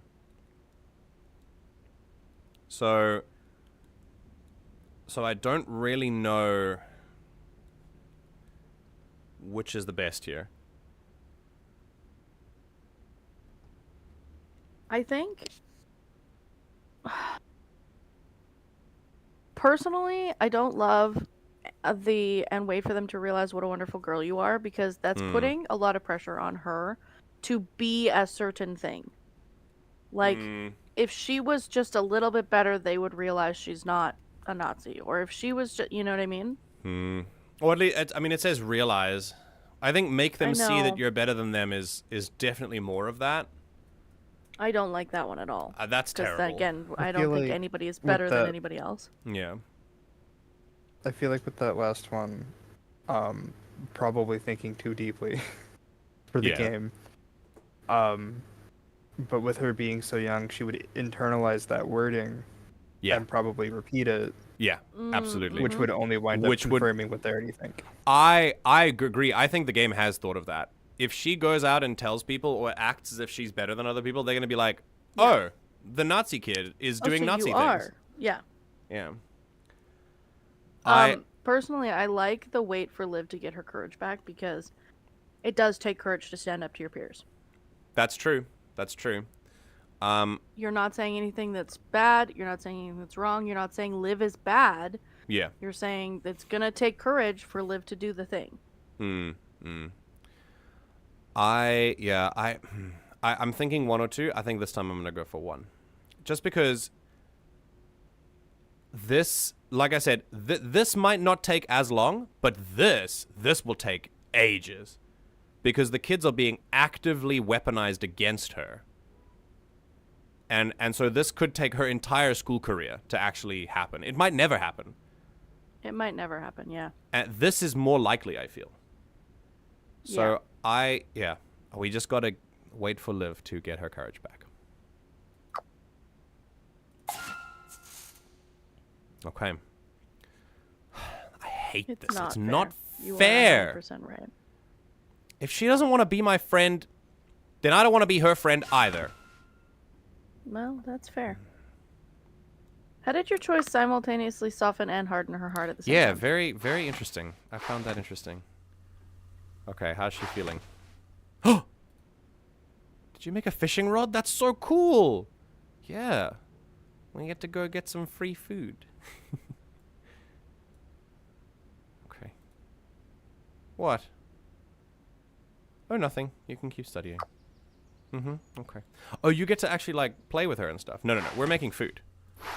We're definitely making food. It's still the daytime, so we're gonna we got so much food to make. So we're gonna make that. Maybe it was like giving you the option to take her fishing or something. I don't know. We could go fishing, but I think it might be really important to make food. I'm sorry for being mad at you. You weren't mad at me. Don't worry about it. Oh yeah. So even look, this is a nope, hang on. Healthy coping mechanism. Yeah, 100%. 100%. Happyism. Better she do this than she actually go to Liv's house and hit her or something. This is very, very healthy. It's perfectly fine for her to feel angry about this. And if she feels sad later that she did this, it's okay. This is all part of healthy emotional processing. It's okay to do stuff like this. This doesn't hurt anyone. She can draw another one. It's okay. And she's got really good reason for doing this too, because Liv is kind of being a dick. All right. Oh God, she's hungry. Good thing we have some food. Wait. Before we do that, we have 3 things left in the day. We got nothing left to do here. I think we should probably do some more cooking. For one. Okay. And then feed her twice. Tired, honey? There you go. Then we clean her face. Oh, that does not want to work. Okay. Alright, bedtime it is. We don't have any mail to do. And I'm thinking I might want to, spend more time crafting. So I don't think it'll be bedtime story night tonight. Especially because her comfort level's still full already, so. I don't want to know what the newspaper is for. Did we get more newspaper? No, in the crafting section. Ah, yeah, I also don't know. I have no friends. Can you maybe read me a story? How do I say no to this? Oh my don't. god. We're crafting because she's gonna be so happy when we've made some more stuff. We've got to repair her clothes, otherwise she's gonna have nothing to wear for school. So. Especially if they beat her up again. Yeah, I think tomorrow. So. Good night, my love. I'm sorry. Okay, we have nothing to read, so I think today we'll just do some crafting for the night. I'm interested in the... Yeah, we gotta repair this.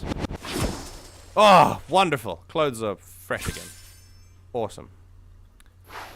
Okay. 30:09. Alright, so we're on another 2 weeks, basically. Lambda Labs is calling me a monster. Why? Also, who are you? I don't recognize your username.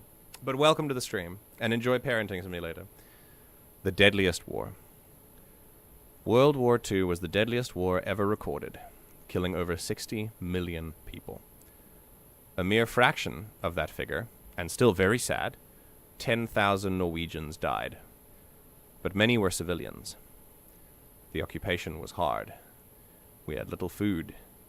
Some chose to work for the Germans, but many Norwegians suffered, standing up to the occupiers and the Nazi ideology.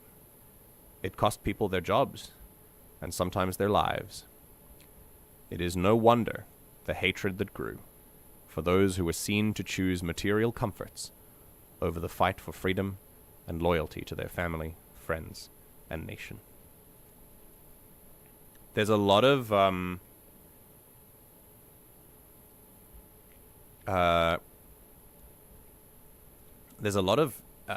empathy and a lot of reflection, very good awareness being shown by the parent character that we play here. I really like this take. I also like that they said a mere fraction and still very sad 10,000 Norwegians died, because it is awful. That's still a giant number. But compared to 60 million, it's a tiny number. So it's crazy. It's just an unfathomable amount of people that died in World War II. Yeah. Occupation of a country, and I will say this with specific reference to all countries that are currently undergoing occupation right now, including Ukraine and Palestine and Syria and lots of other countries that are enduring occupation. It is hell.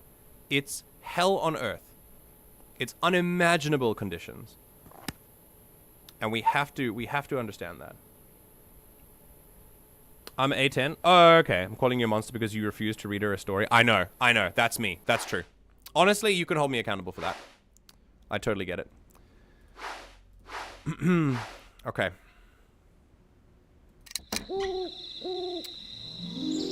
Here we go.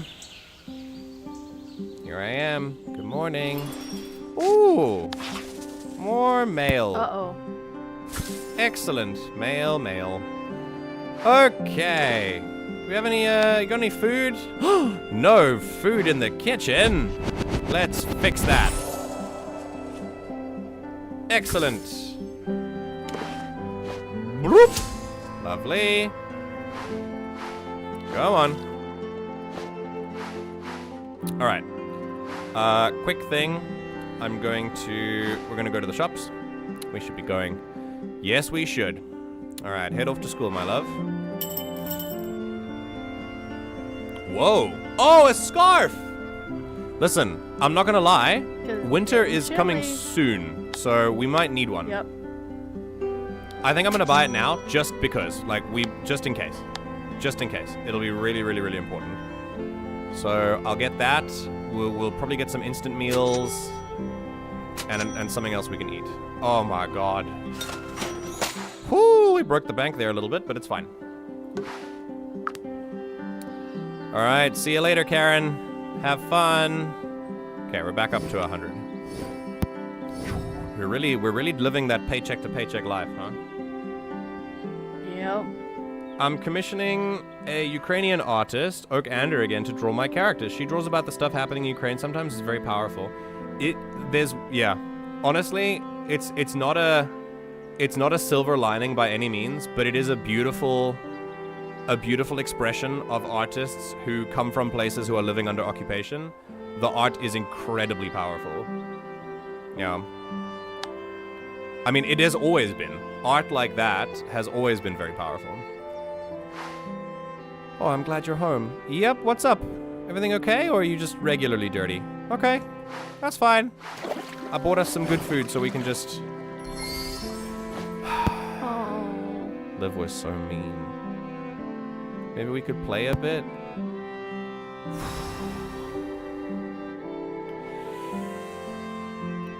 I mean, we gotta eat.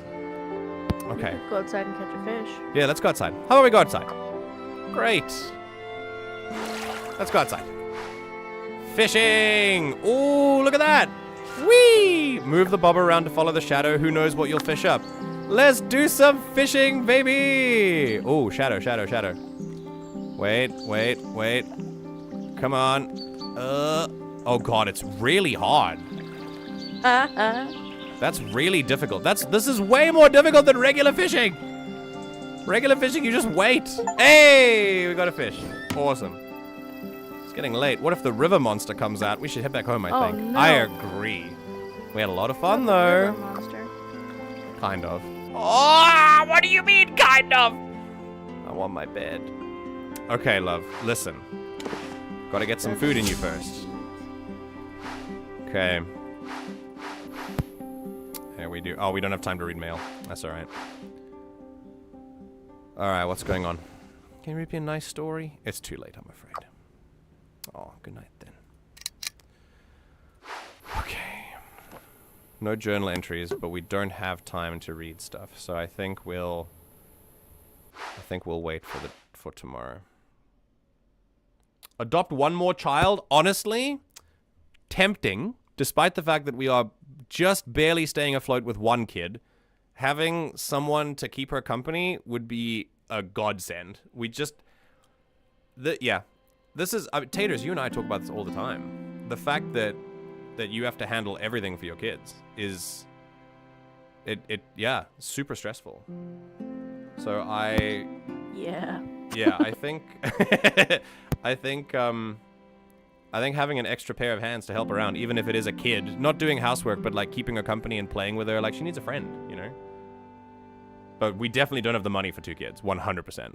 And I would never put another kid through, like, worse economic hardship if I had the choice, like, not to. Because in this case, like, it's not about having kids, it's about adopting a kid. And a lot of adoption agencies, like, they check if you have enough to feed them and like, clothe them and educate them before you even sign anything. In this circumstance, that wouldn't be the case. I agree. I think they are quite desperate to let kids go from the system. But even so, I would never put this on a kid. If I could help it, if I had a choice in the matter, which we do in this instance, I wouldn't. Absolutely not. Yeah. All right. 2nd of October. Yeah. Yeah? Nothing. It's okay. Keep going. Okay. Good morning. Oh, no food in the pantry. Let's buy something, huh? How about some cheese toast? Cheese toasty. Cheese toasty? Very nice. We were just talking about that on the Discord. Yeah. And, oh, I remember, yeah. And I can now go and do this stuff. So here we go. What do we got? In the news, Noisy Guns. The new film The Last Apache takes us far out west in the days where men were men and women were rare. Wow! Robert Taylor plays the hero with a devilish look, falling in love with the lovely general's daughter played by Arlene Dahl. Yes, sexism. That's another layer that we haven't quite touched yet. Because the fact that Karin is a girl is secondary for now to the fact that she is blonde hair and blue-eyed. And that she's, like, vaguely Aryan. But that is also something that will come up later in her life. Because we are also in the 1950s. And, and while it has been, you know, getting better for women over the decades, even now, it's still pretty awful in many places. So, I think if you can cast your eyes back like 70 years, which is where we are now, you can imagine that it would be even worse. I mean, but here's the crazy thing, right? This article, I would read, like, I could certainly read this in some, like, I've read this before in a comment section. Like, this exact... Like, the days where men were men and women were rare. This exact sentiment, I've 100% read that sentiment in a comment section. So even today, it's still not stamped out. But yeah. Alright, love. It's time for school. What if I just didn't go to work? Do you get fired? Because that would be that. That'd be a terrible thing to do for Karin. But I wonder... Anyway. Let's keep going.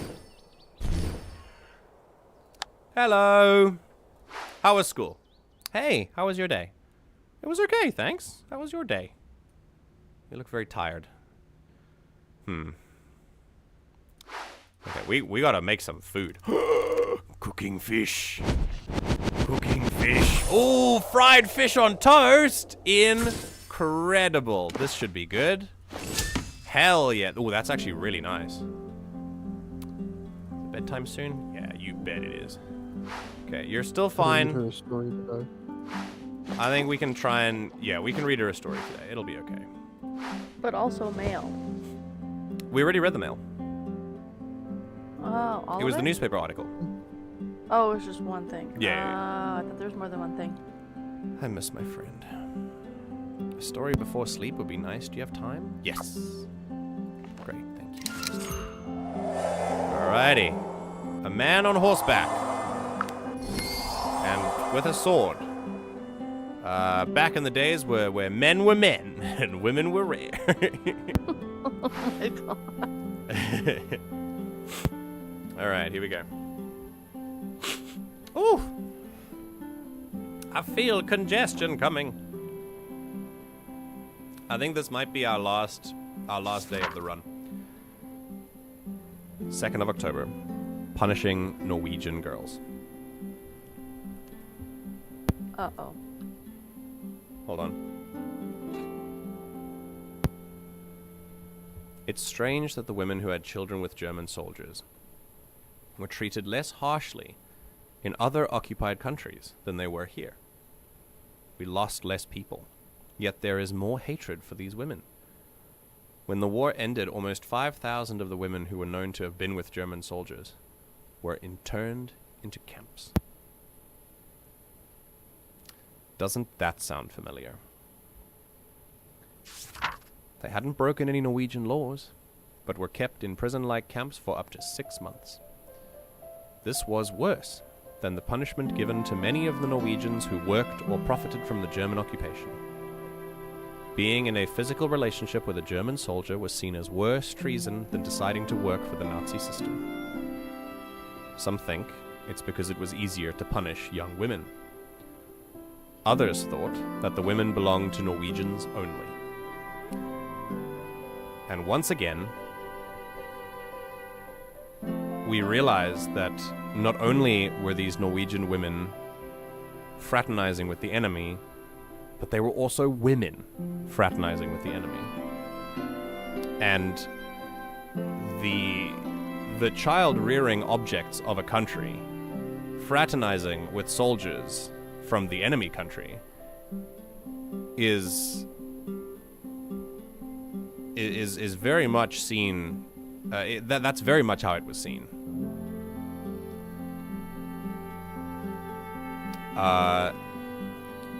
Yeah.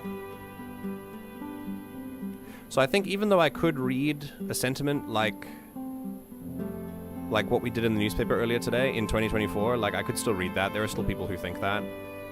It's we've come a long way, for sure. And even though this still happens, it's important to realize progress, even though there's been not enough. I feel like this is still. Yeah, you're right. It likely is to happen. It is still very much an issue in many places. And also explains why Karen's mom wants nothing to do with her. Yes, because that means that she could then be putting her life in jeopardy. Yeah, 100%. Which is why I said when we read about it, not to judge her too harshly immediately. Also, when learning about the camps, this is a pretty humbling moment for people who don't know about this. But this happened in World War II. And this is why it's a pretty useless conversation to talk about, like, what is the most evil thing that's ever happened? And we can't, like, it's a useless conversation. I would never engage in that because, like, competitions between things that are bad is just so unproductive. It's just, we should just say that they're bad things and we should try and avoid them. But there's a way to illustrate this. Concentration camps are not unique to Nazi Germany. In fact, they were used many times by many other people in many other countries way before Nazi Germany tried it. Internment camps and concentration camps and just straight up death camps are often a staple of oppressive colonial powers. They do that and more, and have done for a lot of their history. There's a way you can. There's a really clear way that you can illustrate this, especially from an American perspective, because America often, America has marketed itself as, the good guys of the world. America in 1942, I think it was, in the middle of World War II, just at around the time America entered the war. I won't go into it in detail here, but go and look up what the American government did to Japanese citizens in America in around 1942. And Canada as well, by the way. Yes. Canada had internment camps, yeah. Fully. And citizens, by the way, who had not done anything. Like, they hadn't broken any laws, and yet here we go. Even people that were born here. So even the good guys had internment camps, had concentration camps for citizens that they believed were part of the enemy.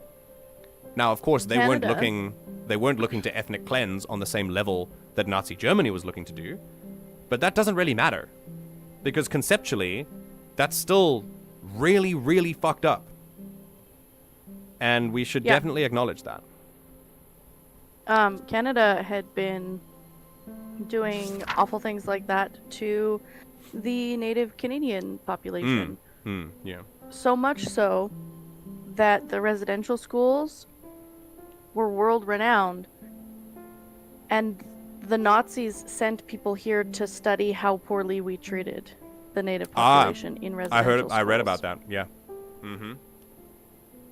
Yeah. So this stuff was happening well before the Nazis did it. They just did it really loudly. And more effectively, really fast. I guess. Yeah. It's just, yeah. It's horrific. It's horrific stuff.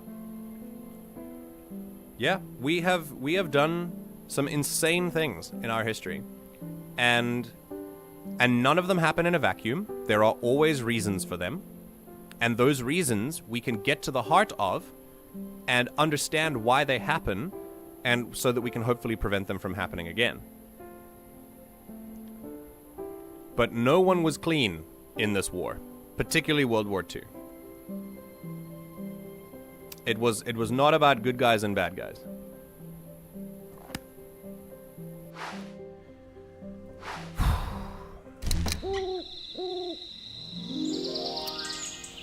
I think this might be a good time to end it.